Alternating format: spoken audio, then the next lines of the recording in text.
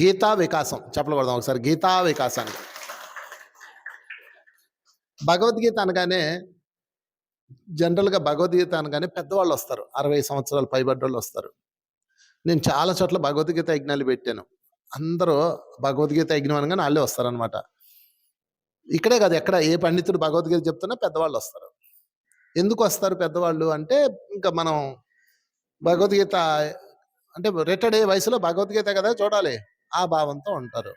ఇంకొక అంశం, నా చిన్నప్పుడే నేను దాదాపు ఇంటర్మీడియట్ వయసులో ఉన్నప్పుడే భగవద్గీత పట్టుకున్నా. అయ్యో, నేను ఇంక నన్ను ఏదో కత్తి పట్టుకున్నట్టు, నేను ఏదో మందు బాటలు పట్టుకున్నంత అడవుడు చేశారు. నీకేం పోయే కాలం రా, భగవద్గీత పట్టుకున్నావు, అది ముసలోళ్ళు చదువుకునేది అని పెట్టేశారు. అంటే భగవద్గీత అంటే నిద్రపుచ్చే గ్రంథం కాదు. ఇక రెండోది, భగవద్గీత అంటే మరణించాక మందరంగా వినిపించే సంగీతం కాదు. ఏ సినిమాలో చూడండి, ఎవడన్నా పోయాడు అనుకో, బ్యాక్గ్రౌండ్లో మ్యూజిక్ ఉంటుంది. అశోచనవ్యశోచత్వం అని బ్యాక్గ్రౌండ్లో మ్యూజిక్ వస్తూ ఉంటుంది. భగవద్గీత అంటే మందరంగా వినపడే, మరణించే కాలంలో పెట్టుకునేది అయిపోయింది. ఇంకొక దరిద్రం ఉంది. మీ ఇంట్లో ఇప్పుడు భగవద్గీత ప్లే చేయండి చూద్దాం, అది ఘంటసాల గారిది ప్లే చేయండి, ఏంద్రా ఎవడో చచ్చిపోయినట్టు తీసే అంటారు. అదే అంటావా మామ ఆ పాట పెట్టారు అనుకో, అది అది అంటారు. ఎలా అయిపోయిందిరా దేవుడా లోకం. భగవద్గీత కనుక వినపడితే సావిల్లా, అంటావా మామ అంటావా మామ పడితే అది ఓకేనా? ఇంత దారుణంగా ఉన్నాం మనం. అందుకని గీతను అర్థం చేసుకుందాం ఫస్ట్, గీతను నేర్చుకోవడం తర్వాత. ఇక రెండోది శ్లోకాలు. చాలా మంది శ్లోకాలు చెప్తా ఉంటారు, మీరు వింటూ ఉంటారు. ఆ పండితులు వారి శ్లోకాలు చదువుతుంటారు. నవతరానికి ఆ శ్లోకాలు ఎక్కువ, ఎందుకంటే వాడి సంస్కృతి రాదు, శ్లోకం అర్థం కాదు, ఈయన మన ఆయన చెప్పుకుంటూ వెళ్తుంటాడు. అలా కాదు, ఈ సబ్జెక్ట్ ఏంటంటే భగవద్గీతని చేయడం, మన లోపల గీత నేర్పిన జ్ఞానాన్ని వికసింపజేయడం, అది సబ్జెక్ట్. ఓకే అండి. సో ఏదేమైనా భగవద్గీత అనేది చావు క్యాసెట్ కాదు, నిద్రపుచ్చే గ్రంథం కాదు, లేకపోతే ముసలోళ్ళు అయిపోయినాక పట్టుకునే వైరాగ్యపు పుస్తకం అంతకన్నా కాదు. మరి ఏంటయ్యి అంటే 18 అధ్యాయాలు జీవితం అనే యుద్ధాన్ని ఆత్మ విజ్ఞానంతో ఎలా చెయ్యాలి అని చెప్పే 18 అధ్యాయాల వ్యక్తిత్వ వికాస గ్రంథం భగవద్గీత. వ్యక్తిత్వ వికాస గ్రంథం. ఓకే, మరి వికసింపు చేసుకోవాలి కాబట్టి మనం గీతా వికాసం అని పెట్టాం మన ప్రోగ్రాంకి. గీతా వికాసం మొట్టమొదటి చాప్టర్ తీసుకుందాం. Chapter number 1. నేనేం చేస్తానంటే భగవద్గీతలో ఏం జరిగింది, మన జీవితంలో ఏం చేయాలి అనేది కంపేర్ చేసుకుంటూ వెళ్దాం. మొట్టమొదట భగవద్గీత ఎక్కడ పుట్టింది? అర్జునుడు యుద్ధరంగంలో ఉన్నప్పుడు, అర్జునుడు నేను యుద్ధం చేయను అన్నప్పుడు కృష్ణుడు ఇచ్చిన కౌన్సిలింగ్, దట్స్ ఆల్. ఓకే, వీళ్ళిద్దరి మధ్య జరిగిన డిస్కషన్, అది విచిత్రం. భగవద్గీత అంటే ఇంత, అసలు భగవద్గీత సృష్టినంత ప్రపంచం ఇచ్చినంత జ్ఞానం ఈ భూమి మీద ఏది గ్రంథం ఇవ్వలా, అది అందరికీ తెలుసు. అది ఇప్పుడు కూడా కాదు, 5000 సంవత్సరాల పూర్వం. ఇప్పుడు వచ్చిన కొత్త కొత్త పుస్తకాలన్నిటి యొక్క జ్ఞానం అందులోంచి వచ్చిందే. సరే, ఇది ఒక గురు శిష్యుల మధ్య రాలా. అన్నిటికన్నా ముఖ్యమైనది, ఏ ప్రశాంతమైన ఆశ్రమ వాతావరణంలో రాలా. భయంకరమైన రణగుణ ధనులు, దాని మధ్యలో ఇద్దరు వ్యక్తులు, ఇద్దరు యొక్క మాస్టర్స్ మాట్లాడుకున్నప్పుడు వచ్చిన గొప్ప అధ్యయనం గ్రంథరాజ్యం, అవునా కదా? దాని తర్వాత వ్యాసుడు రాశాడు, అది ఓకే, అది పక్కన పెడదాం. Question number 1. యుద్ధరంగంలో అర్జునుడు కూర్చొని ఉన్నాడు. అర్జునుడు యుద్ధం చేయనని కోలబడ్డాడు. ఇక్కడ స్టార్ట్ అయింది భగవద్గీత. ఓకే, అర్జునుడికి ఏం చెప్తాడు కృష్ణుడు? Question number 1. అర్జున, ఎందుకు వేదన చెందుతున్నావు? చూడండి, వేదన అన్న పదం వాడండి, ఏడుస్తున్నాడు అన్న పదం వాడకండి. అర్జునుడు ఏడ్చాడు అంటారు, తప్పు. ఏడవడం వేరు, వేదన చెందడం వేరు. ఏడవడం అంటే మీకు ఏదైనా కష్టం వచ్చింది అనుకోండి, బాధ కలిగింది అనుకోండి, ఎవరైనా పోయారు అనుకోండి, ఏదైనా దొరకలేదు అనుకోండి, వచ్చేదాని పేరు ఏడుపు. ఓకే, నీ వాళ్ళకి ఏదన్నా అవుతున్నప్పుడు వచ్చే దాని పేరు దుఃఖం. నీకే సంబంధం లేదు, ఎవడికో ఏదో జరుగుతుంది, పైగా నీ శత్రువు కూడా, అయినా సరే నీ హృదయంలో నుంచి ఒక ఒక ఒక ఫీల్, ఒక బాధ కలుగుతుందే, దాని పేరే వేదన. నీకే సంబంధం లేని మరొక వ్యక్తికి కలిగే కష్టాన్ని నువ్వు తలుచుకొని నీ హృదయంతో పరితపిస్తావే, దాని పేరు విషాదము. చెప్పకూడదు, విషాదం. అద్భుతం. అది భగవంతుడిని ఆకర్షిస్తుంది. గుర్తుపెట్టుకోండి మిత్రులారా, భగవంతుడిని ఆకర్షించేది ఏంటో తెలుసా? విషాదం. జ్ఞానం కాదు, భక్తి కాదు, ఇతర కాదు, అన్ని పక్కన పెట్టండి. భగవంతుడిని ఆకర్షించేది విషాదం. విషాదం ఎప్పుడు వస్తుంది? నీకే సంబంధం లేని వాళ్ళకి ఏదన్నా కష్టం వచ్చినప్పుడు నీ లోపల నుంచి కలిగే భావన మహాకరుణ. విషాదానికి మరొకొన్న పేరు మహాకరుణ. అది భగవంతుని ఆకర్షిస్తుంది. అండర్స్టాండ్? కనుక మీరు ఏం చేయాలంటే ఎప్పుడు విషాదం కలిగి ఉండాలి. విషాదం అంటే ఏంటో చూద్దాం. మళ్ళీ దాని లోపలికి వెళ్దాం. అసలు అర్జునుడికి ఎందుకు వచ్చిందో చూద్దాం. Question number 1. భగవద్గీత గొప్ప జ్ఞానామృతాన్ని కృష్ణుడు న్యాయంగా అయితే ఎవరికి చెప్పాలి? వేదవ్యాసుడికి చెప్పాలి, మహాగురువు అయిన, లేదా ధర్మరాజుకి చెప్పాలా? అసలు అర్జునుడికి గీతకి సంబంధం ఉందా? అర్జునుడు ఎవరు? వీరుడు, కత్తిపెట్టి యుద్ధం చేసే వీరుడు. అతనికి ఎందుకు భగవద్గీత చెప్పాలి అసలు? అవునా కదా? అంటే దాని అర్థం ఏంటంటే మనం కూడా వీరులమే. ఇక్కడ ముగ్గురు తీసుకుందాం. అర్జునుడు, కృష్ణుడు, భగవద్గీత, 3 ఉన్నాయి. ఓకే, అర్జునుడు అంటే నువ్వే, మీరే అర్జునుడు అంటే. యుద్ధము అంటే మీ జీవితం. అర్జునుడు, యుద్ధము, కృష్ణుడు, 3 ఉన్నాయి. అంటే అర్జునుడు కృష్ణుడి యొక్క ఆదేశంతో ఏం చేశాడు? యుద్ధం చేసి యుద్ధానికి గెలిచాడు. కృష్ణుడి యొక్క ప్రణాళికతో, కృష్ణుడి యొక్క సహాయ సహకారాలతో. అవునా కదా? అంటే యుద్ధము అంటే నీ జీవితం, అర్జునుడు అంటే నువ్వు, కృష్ణుడు అంటే అంతర్యామి. అంటే మన జీవితం అన్న యుద్ధాన్ని మనం ఎలా చేయాలి? మన అంతర్యామి బోధనతో చేసి గెలవాలి, పక్కవాడి బోధన కాదు. అర్థమైందా?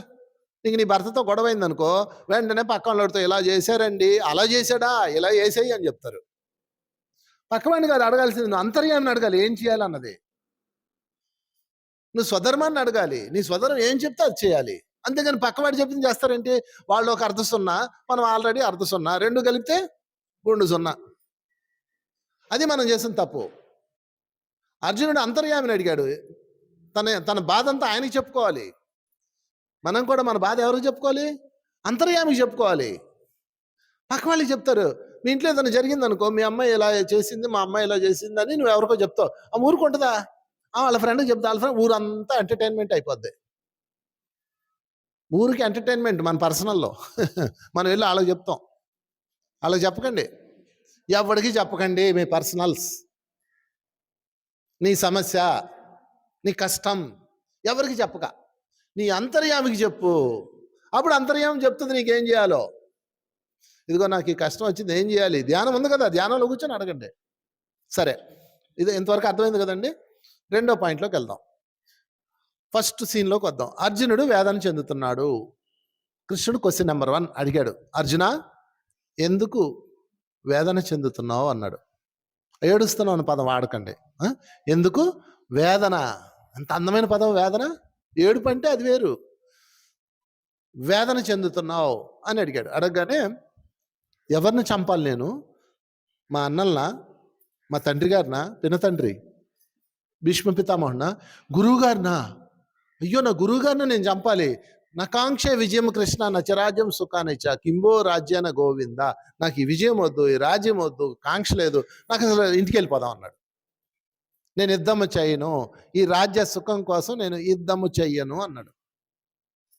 అర్థమవుతుందా? అంతే. అప్పుడు కృష్ణుడు ఏమన్నాడు తెలుసా? క్వశ్చన్ నెంబర్ 1 అడిగాడు. అర్జున, ఎందుకు వేదన చెందుతున్నావు? Question number 1. అర్జునుడు ఏం చెప్పాడు? మా భావన, మా గురువు గారిన, మా మిత్రుల వీళ్ళని చంపేది అన్నాడు.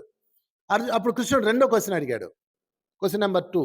అయితే ఇక్కడికి ఎందుకు వచ్చావని అడిగాడు. అదేనా? ఇక్కడికి ఎందుకు వచ్చావు అని అడిగాడు. ఎందుకు వచ్చాడు? పేరెంట్కి వచ్చాడా? ఎందుకు వచ్చాడు? యుద్ధం చేయడానికి వచ్చాడు. Very good. ఎవరి మీద యుద్ధం చేయడానికి వచ్చావు అని అడిగాడు. 3వ క్వశ్చన్. కౌరవుల మీద అన్నాడు. శత్రువుల మీద. కౌరవులు అంటే శత్రువులు.